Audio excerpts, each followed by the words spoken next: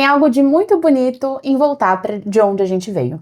Hoje eu volto para minha cidade, para Bragança Paulista, para contar a história de uma mulher que tem transformado o mesmo chão em que eu cresci. A Cláudia é professora e finalista do Prêmio Educador Nota 10.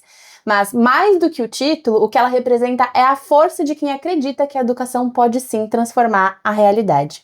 Em tempos em que ser professora é um ato de resistência, ela escolhe todos os dias acreditar nas pessoas, na escola e nos sonhos.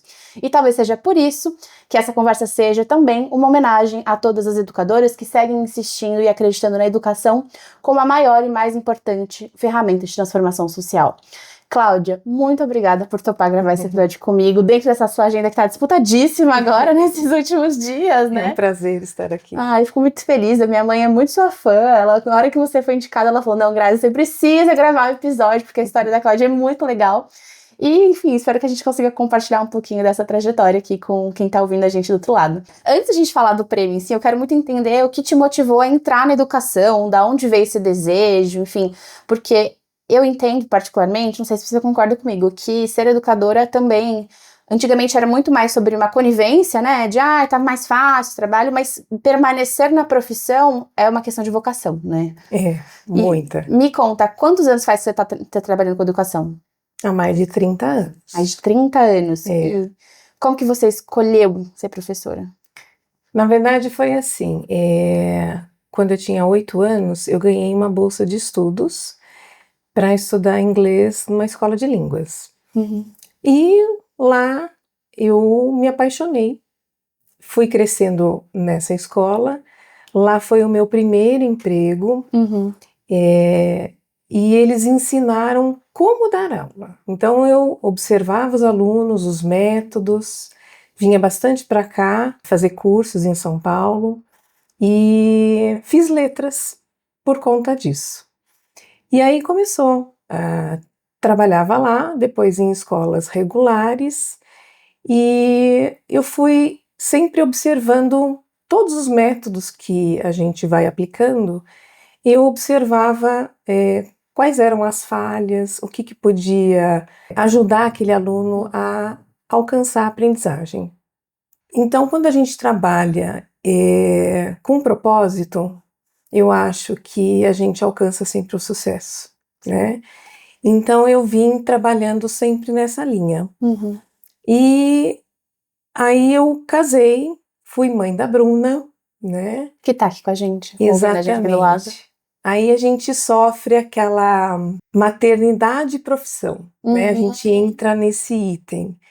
E aí foi bastante difícil, tive que diminuir o número de aulas na época para poder conciliar a maternidade e a profissão. Uhum. Mas, como uma mulher que gosta de independência, né? A gente dá um jeitinho para tudo. Uhum. E fiz lato sensu, fiz em 3 universidades, todas elas usando projetos internacionais. Uhum. E cresceu essa paixão pelo lado internacional, né? Então, assim, esse contato com o exterior enriqueceu a minha profissão. Uhum. Então, foi lá que eu consegui aprender muita coisa também. O que cada país está desenvolvendo, plataformas que estão usando. E assim, eu pude também, na profissão de professor, a gente acha que é muito difícil e que é alguma coisa muito local, né? Ou é da escola, ou é do bairro, ou é da cidade, ou é da região do país que vive. E como eu tenho esse contato com o exterior, eu tenho uma visão um pouco mais ampla, né? Então, as dificuldades que eu enfrento na minha sala de aula é a mesma daquele professor do outro lado do mundo, né? Então, a gente está sempre dividindo as nossas angústias e tentando melhorar a educação. Isso eu acho até interessante porque, querendo ou não, obviamente, são realidades diferentes, cada país, né? Mas A partir do momento que a gente troca experiências, a gente também consegue enxergar formas de solucionar os mesmos problemas a partir de realidades diferentes, né? Porque Exatamente. o problema, ok, temos hoje em dia, acho que o maior problema, não sou professora, mas imagino que seja tecnologia, que é incrível, mas também dificulta por conta do acesso ao celular. E daí a gente pode entender, tá, mas como que tal país está tratando isso? Como que eles têm feito para usar o celular como uma ferramenta e não como inimigo, né? Enfim, isso vai dando um gás também, né? Porque se você ficar, meu Deus, meu problema não dá para resolver, a gente desanima. Exatamente. A tecnologia, eu venho acompanhando desde sempre, né? Então, lá atrás, na minha adolescência, nessa escola de línguas, a gente já introduzia a tecnologia no laboratório que tinha específico para isso, né? Com a parte de listening e tudo mais. Então, eu me apaixonei pela tecnologia, faz parte do meu dia a dia. Eu não consigo dar aula se eu não usar um pouco de tecnologia. Então, antes da internet, eu já usava todos os aparatos que existiam para a aula ficar mais motivadora. E a internet realmente é um problema. No começo do mês, eu tive uma aula online com a Turquia e o professor com muito problema com a internet. Então, cortou várias vezes. Então, não é uma coisa local. Então, é isso que eu gostaria de frisar muito, né? A gente reclama, né, que as coisas não funcionam, mas não é uma coisa só do Brasil, ou só da região, ou só da minha escola. Então, acontece em todo lugar. E a tecnologia tem isso, a gente tem que usá-la a nosso favor. E o celular, eu estou sempre tentando usá-lo pedagogicamente. Perfeito. E daí, conversando um pouco melhor sobre o projeto que te levou ao prêmio, da onde surgiu a ideia do projeto? Na verdade, o ano passado eu fiz 2 grandes projetos. Um com o pessoal do terceiro ano, que eu trabalhei a questão dos itinerários e o propósito deles, e com os segundos, que foi esse da premiação do Educador Nota 10, eu trabalhei porque ele nasceu do desejo de inspirar os alunos a acreditarem em si mesmos, né? Eles também deveriam sonhar um pouco mais e usar a educação para construir um futuro melhor para eles. Aí, pensando nessas 3 coisas, eu falei, bom, vamos desenvolver um projeto internacional. E aí eu usei a educação financeira, né? Eu levei esses alunos lá no futuro, como seria sair do ensino médio sem uma perspectiva, ou desanimados, ou sem se preocupar com os estudos após a escola, né? E aí eles imaginaram 2 famílias com 4 pessoas, e essas famílias tinham 2 rendas diferentes. Uma com um salário mais baixo e uma com um salário maior, que era a que tinha dado continuidade à educação. E aí eles começaram a ver, na verdade, como seria a vida deles tendo essas 2 rendas. E enquanto isso, a gente trabalhava as plataformas. A gente trabalhou o Padlet para que eles pudessem gravar vídeos e fotos e interagirem nessa plataforma. Isso ganhou bastante autoestima deles. Então, eles começaram a ver vídeos de lá, da escola americana, e os americanos vendo os nossos. Então, houve a inclusão de alunos com mais dificuldade em inglês, mesmo assim conseguiram fazer atividade, alunos com necessidades especiais. Então, foi um projeto inclusivo. E junto com essa educação financeira, eles conseguiram visualizar um pouquinho o futuro deles. E aí a gente foi trabalhando. Tivemos uma aula online, que daí é o auge do projeto, é a aula online. Eles conseguem conversar de verdade, né, com alguém que não sabe falar português. E aí é onde eles colocam em prática tudo que eles aprenderam.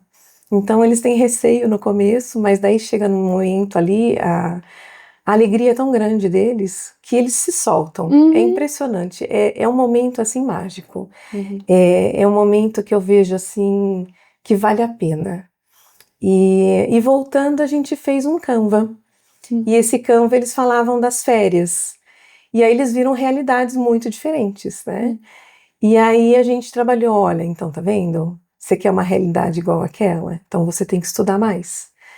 E aí eles voltando das férias, agora no começo do ano, eles me deram resultado nas avaliações, eles procuraram eletivas com empreendedorismo, inclusive alunos de necessidades especiais preocupados com o futuro deles.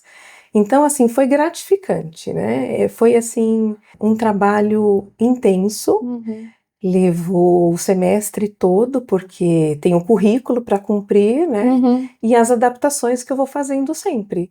Mas funcionou muito bem. Uhum. E você me falou uma coisa que acho que, para mim, é a chave desse projeto, que é dar o direito deles de sonhar, né?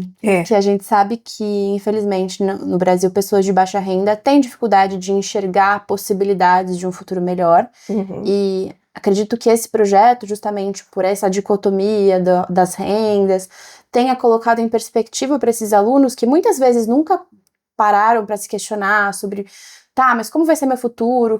Para onde eu vou? Como que eu vou chegar nesse lugar? Como que eu vou melhorar a qualidade de vida da minha família?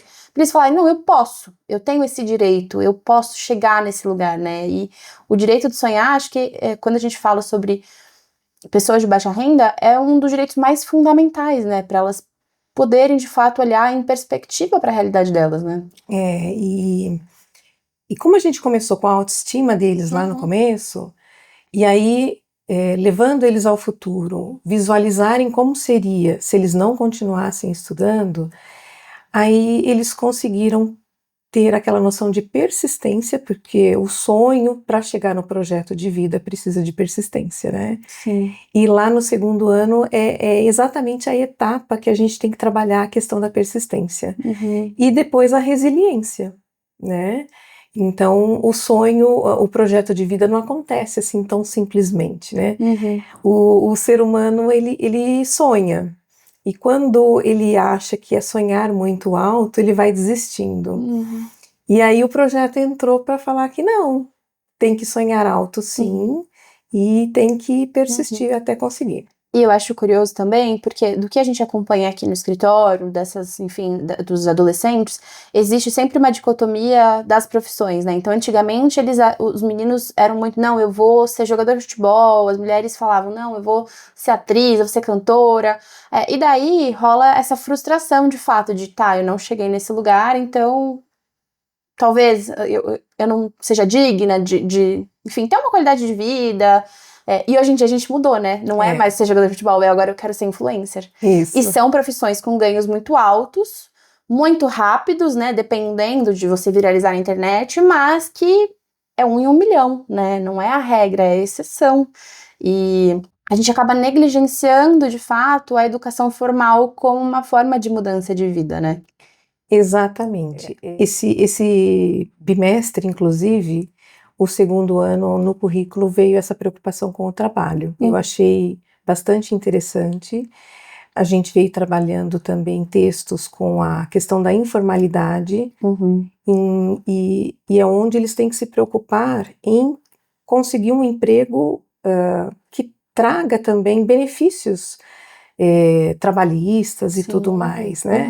Então, assim, essa informalidade para ganhar o dinheiro mais rápido, a questão do influencer que eles acham, né? Eles seguem, também é muito falado, apareceu bastante agora no currículo do primeiro ano, falando de consumismo, porque no final do meu projeto a gente trabalhou a questão da classe social, a questão da renda, do consumo e do consumismo.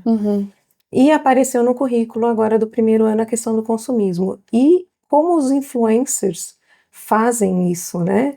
Então, é para eles refletirem e gastarem com mais consciência, porque também, como o projeto trabalhou os 17 tá alinhado, né, com os 17 Objetivos de Desenvolvimento Sustentável da Agenda de 2030 da ONU. Então, essa questão da pobreza, a gente trabalhou e houve essa preocupação no currículo agora do 4º bimestre. Eu achei muito interessante e bastante necessário para eles. E muito importante, né? Justamente porque é uma geração que, até eu que não tenho um gap de idade tão grande deles, eu já tenho uma dificuldade de compreender algumas coisas, porque o fluxo de informação dos últimos 10 anos mudou muito. O mundo mudou completamente.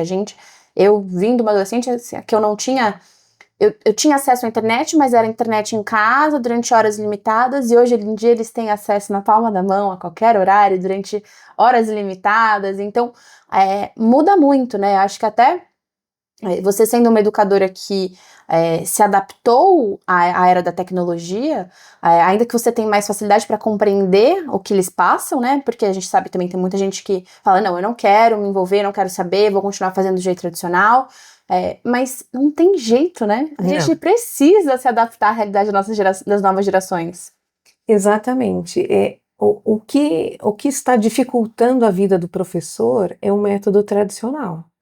Então, não tem como você pegar uma sala de aula mista, como ela é hoje em dia, não são alunos todos com o mesmo nível de aprendizagem ou facilidade. Então, você pega uma sala muito mista e aí você vai dar uma aula expositiva sempre. Não funciona. E aí é onde o professor, às vezes, deprime. Fala assim, não estou conseguindo, tal. Então, você precisa estar alinhado com essas atualidades e trazer para a sala de aula alguma coisa que mexa com os sentimentos. Porque o que aconteceu no projeto foi usar a tecnologia trazendo emoção na aprendizagem no social.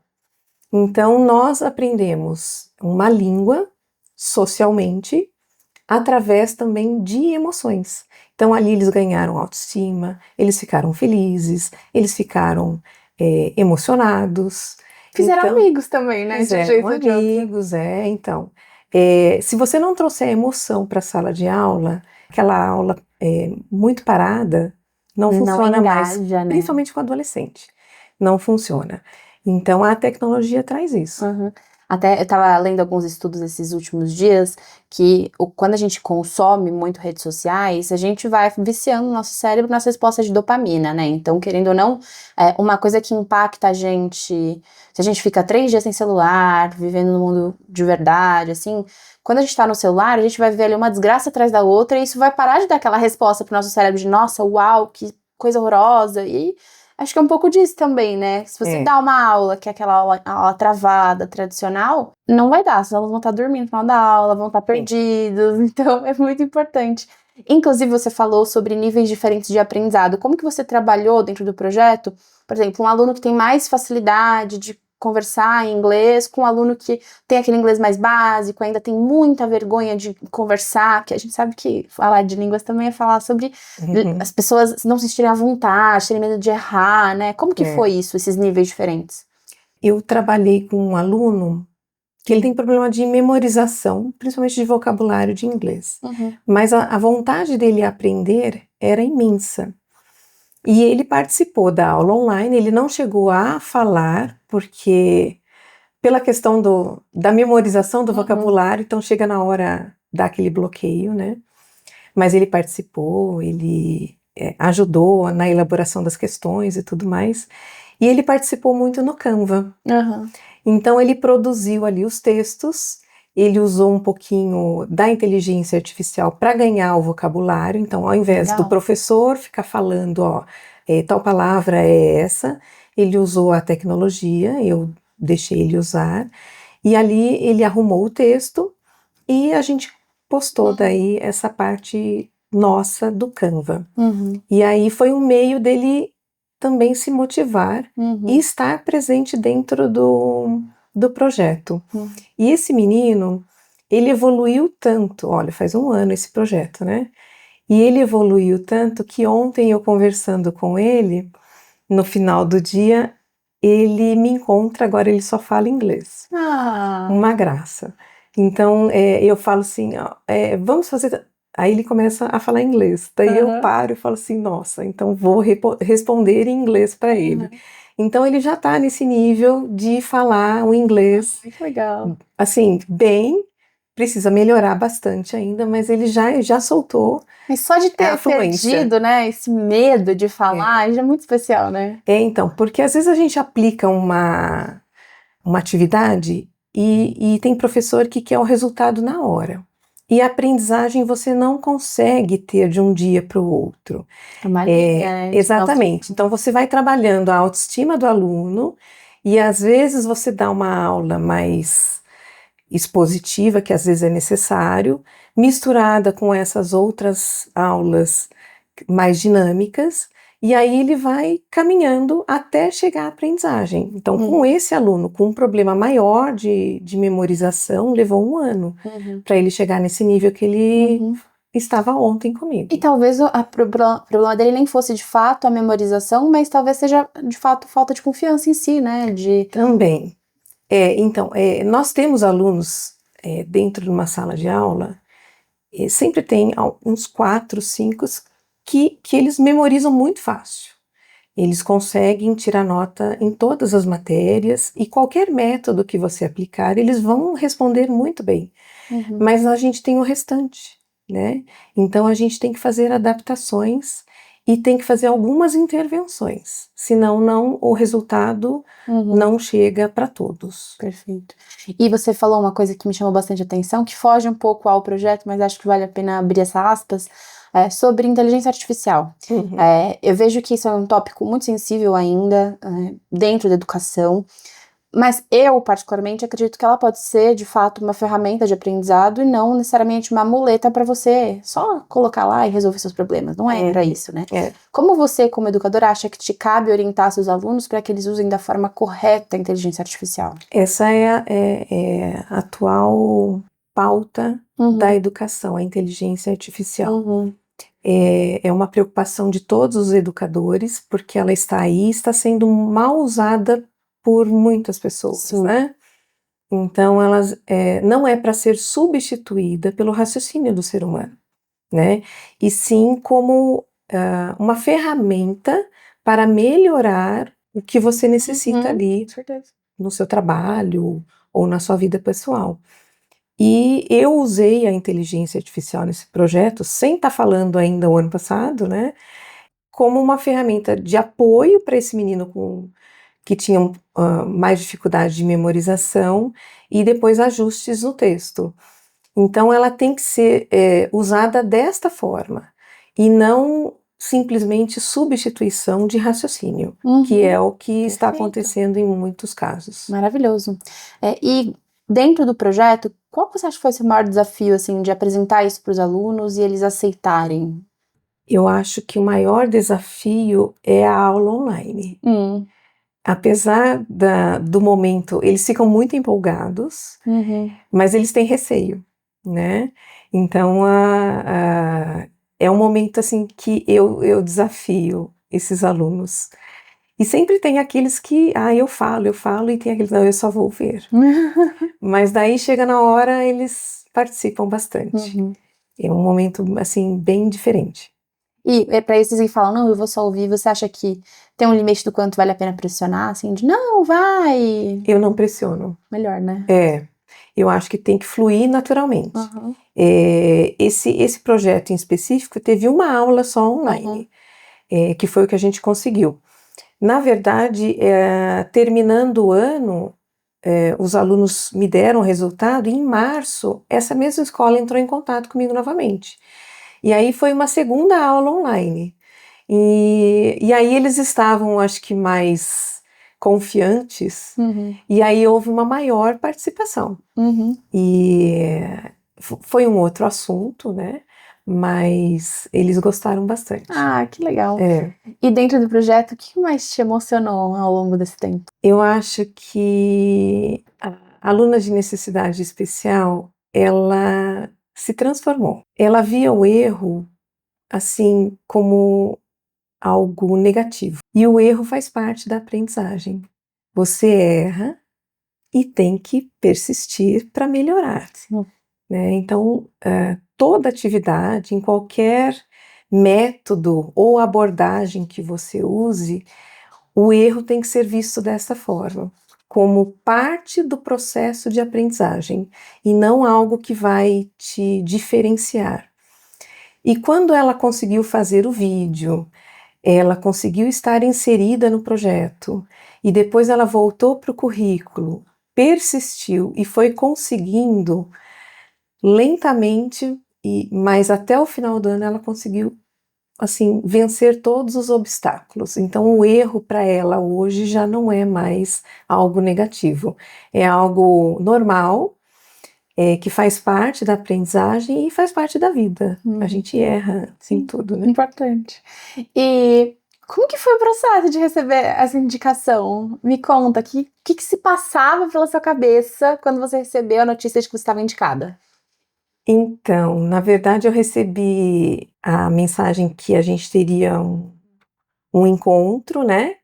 E eu achei assim que fosse para falar mais alguma coisa do projeto, ou talvez comprovar mais alguma coisa.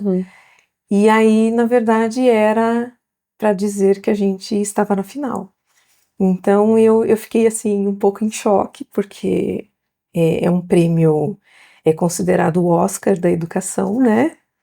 Então quando eu vi aquilo, eu falei, meu Deus, Que honra, né? que honra, assim, é indescritível a sensação.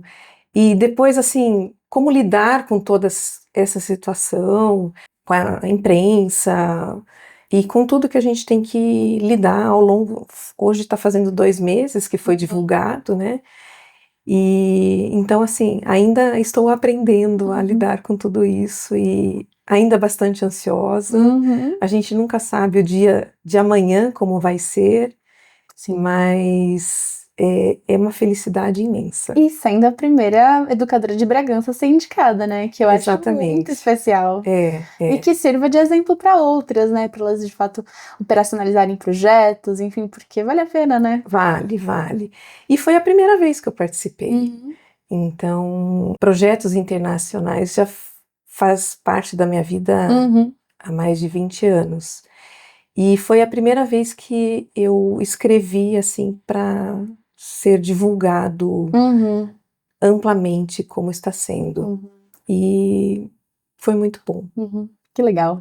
Bom, a sala de aula, ela é inevitavelmente um espaço muito essencial na nossa formação enquanto seres humanos, né?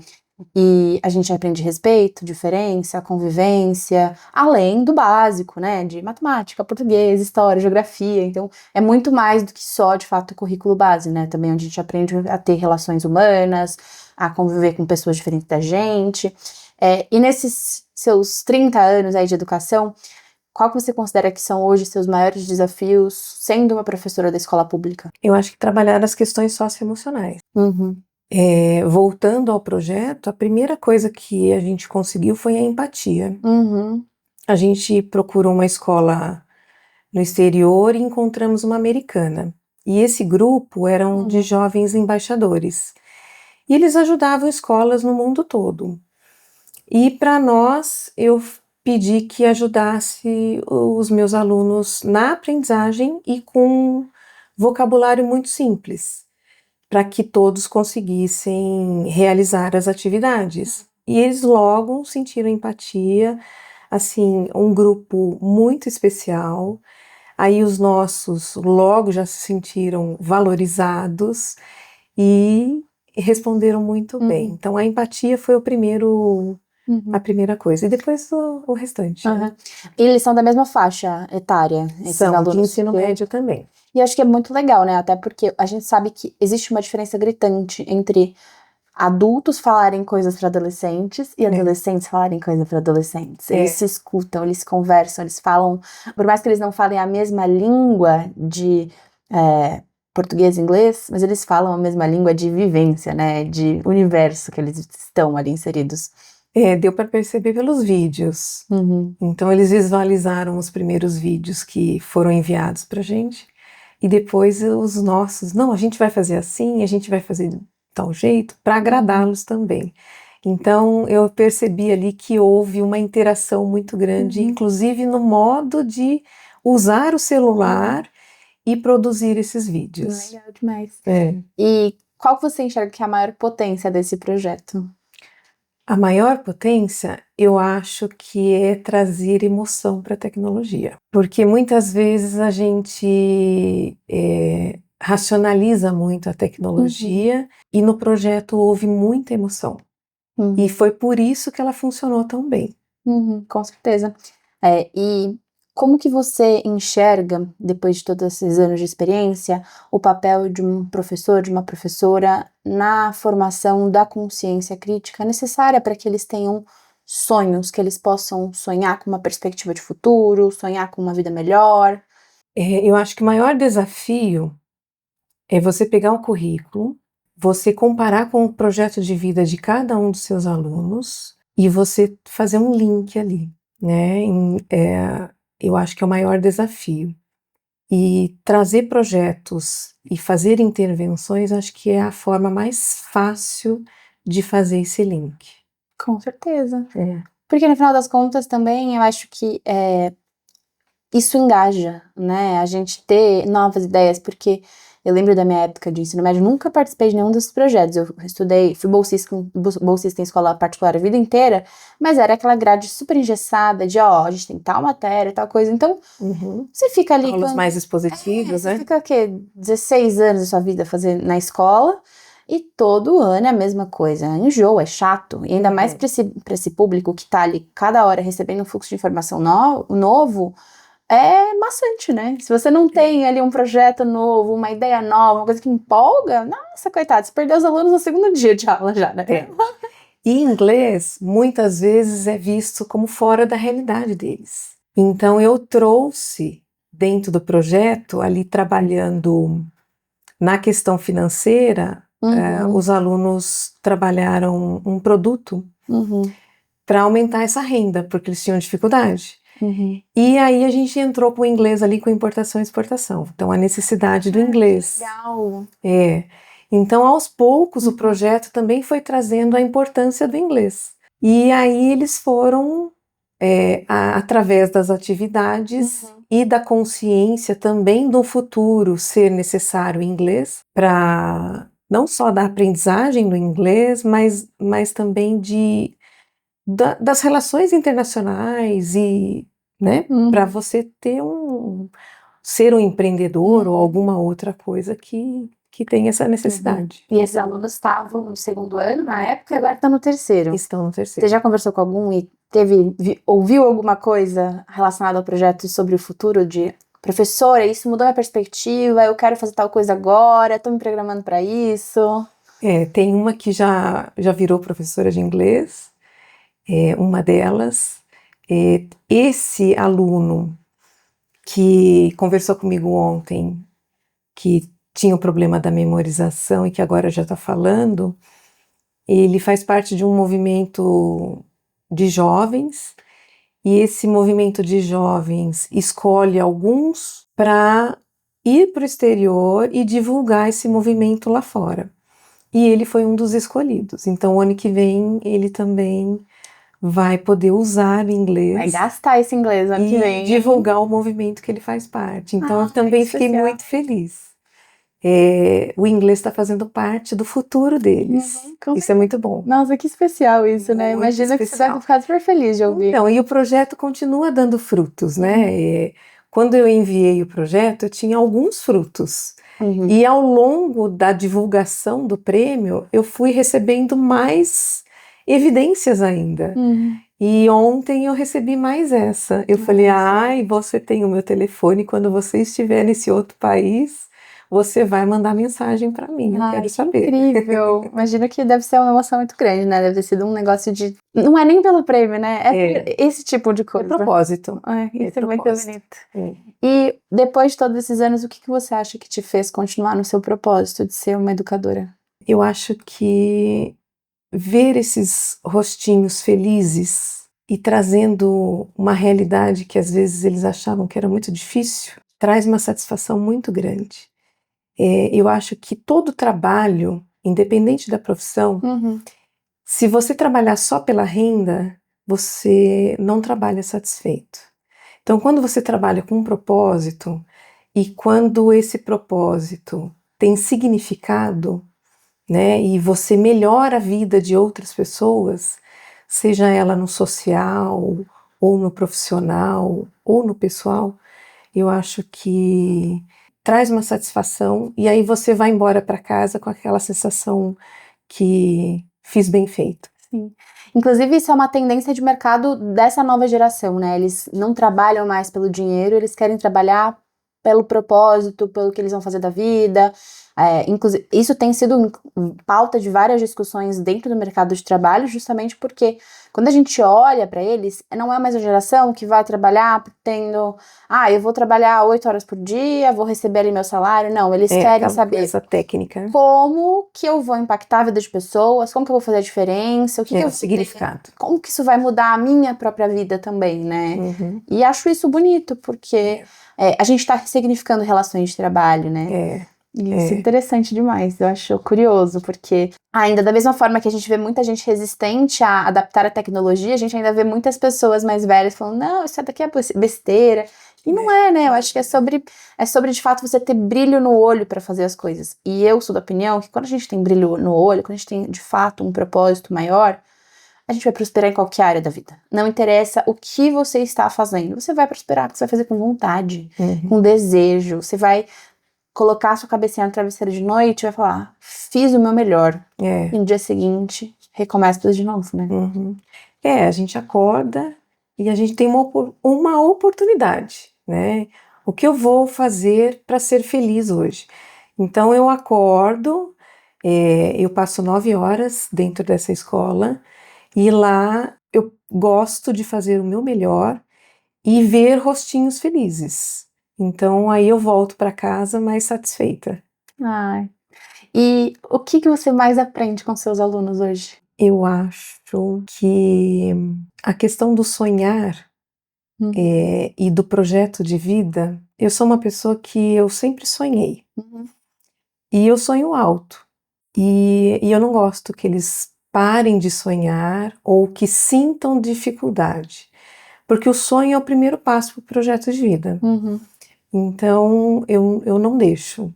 Não deixo a minha filha parar de sonhar e assim eles também. Então, assim, eu aprendo com eles a lidar com essa questão do sonho e de mantê-lo vivo. Perfeito.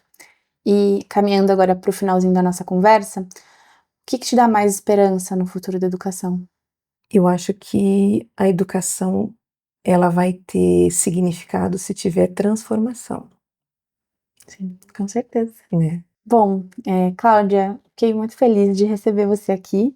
E a Cláudia é uma daquelas pessoas que faz a gente lembrar por que a educação importa. O trabalho dela mostra que quando uma professora acredita, ela também transforma uma turma, ela transforma uma geração inteira e essa geração vai transformar outras pessoas. E o maior prêmio de todos não é o educador nota 10, com certeza, mas sim ver o aluno acreditando que ele pode ir mais longe, ver acreditando que ele tem uma perspectiva de futuro, de vida, porque é isso que a educação faz, né, Cláudia? Ela rompe o ciclo. E essa conversa, ela é sobre a coragem de ensinar, né? Sobre a beleza de continuar acreditando. E, Cláudia, eu tô torcendo muito por você. Muito obrigada por ter topado participar do episódio. Conta pra gente, quando que vai ser a final? O Instituto Somos, eu sou muito agradecida porque eles valorizam iniciativas que unem inovação, sensibilidade e propósito. Então, é uma valorização fantástica. Então, eu me sinto honrada por ser finalista, ser uma das 3 de inovação e tecnologia no Brasil. E amanhã já encontro todos eles pessoalmente, no domingo, e fico com eles até quarta-feira. E aí a premiação vem na terça-feira, dia 28. Então, já estamos todos ansiosos para ver quem vai ganhar o primeiro lugar. Perfeito. Bom, quando a gente for esse episódio for ao ar, o prêmio já vai ter saído, então eu atualizo vocês pelas redes sociais. Mas, Cláudia, muito obrigada, de fato, por ter topado. Sou, assim... Agora, também posso falar que eu sou fã do seu trabalho, que eu conheço agora de pouco melhor. E pra você que ouviu até aqui, não esquece de seguir a gente nas redes sociais, compartilhar esse episódio com quem precisa desse carinho na alma de lembrar. E Cláudia, pra gente encerrar, me conta, o que você quer deixar de recado principalmente para as professoras que estão vindo aí no mercado de trabalho dessa nova geração? Eu acho que a tecnologia é algo que ela tem que usar, né, seja em qual matéria for, e ela tem que acreditar no poder da educação. Porque quando ela acredita, as coisas fluem e as coisas acontecem. Perfeito. Cláudia, acho que isso aqui encerra com muita maestria esse episódio, porque realmente ele é sobre coragem, sobre dar a cara ao tapa, sobre querer mudar a realidade e no final das contas é isso que importa, né? Sim. E é isso, pessoal. Um beijo e até a próxima. Tchau!